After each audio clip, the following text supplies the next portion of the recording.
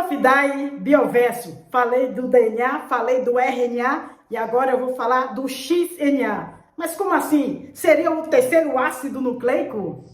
O XNA, ou ácido xenonucleico, é uma molécula sintética que se assemelha ao DNA e ao RNA. Ele foi criado em laboratório e não é encontrado na natureza, minha gente amiga. Assim como o DNA e o RNA, o XNA é um polímero feito de unidades repetidas, mas com uma espinha dorsal de açúcar diferente.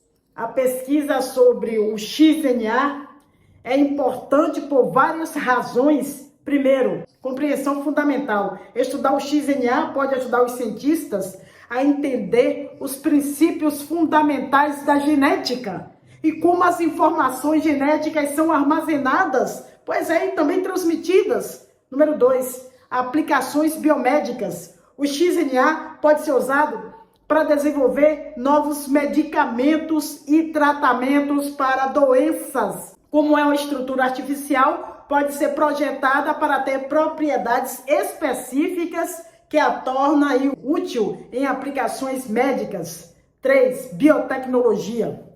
A capacidade de sintetizar XNA abre portas para novas tecnologias e aplicações em biotecnologia, incluindo armazenamento de informações, nanotecnologia e muito mais.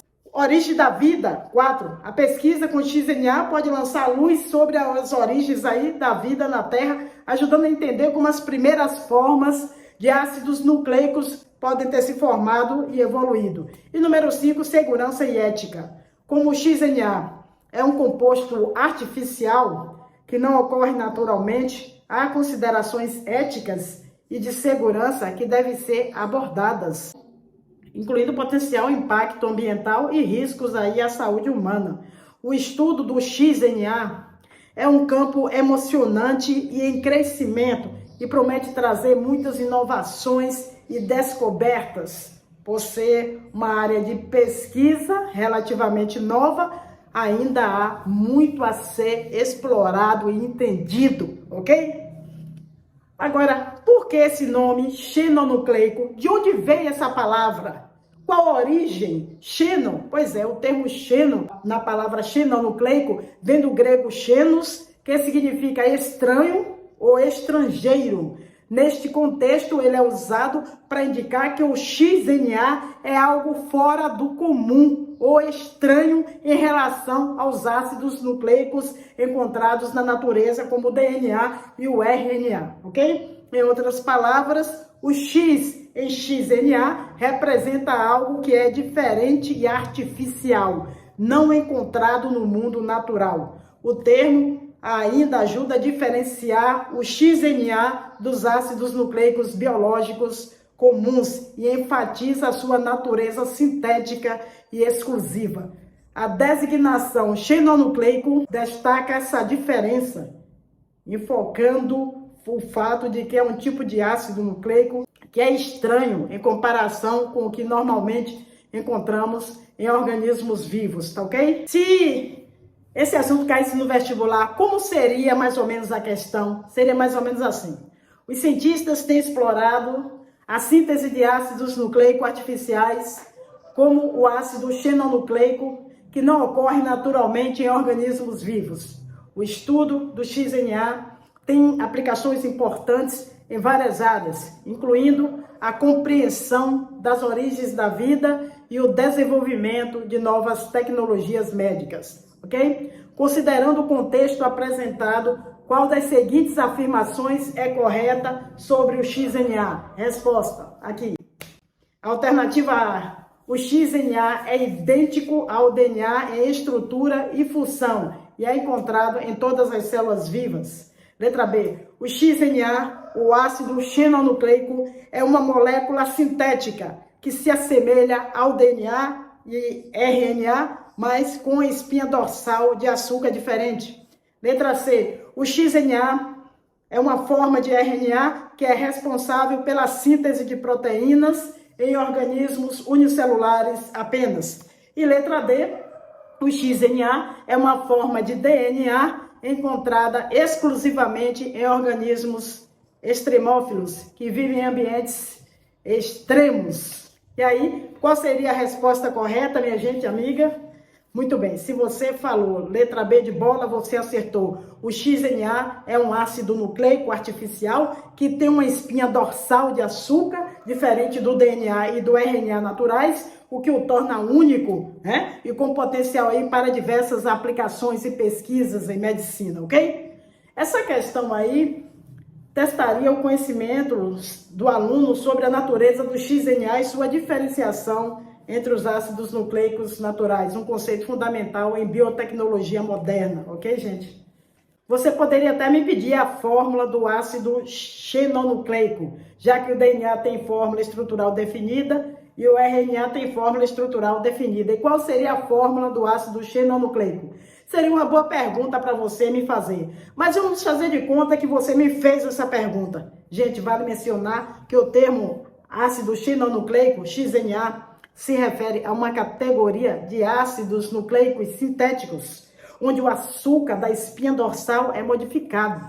Isso significa que o XNA pode ter várias formas diferentes, dependendo aí do tipo de modificação feita, entendeu?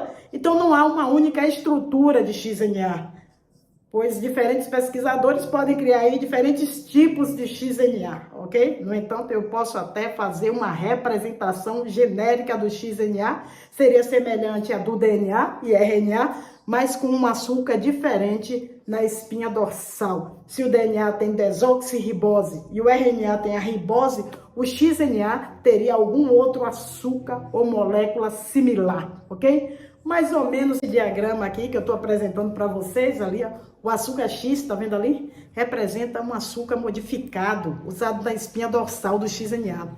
O fosfato representa o grupo fosfato, que conecta as unidades de açúcar, e base ali representa as bases nitrogenadas, que podem ser semelhantes ou diferentes das encontradas aí no DNA e no RNA. Agora, note que este aí é um diagrama altamente simplificado e genérico. E a estrutura exata do XNA vai depender do tipo específico de modificação feita, ok? No mais, tudo bem.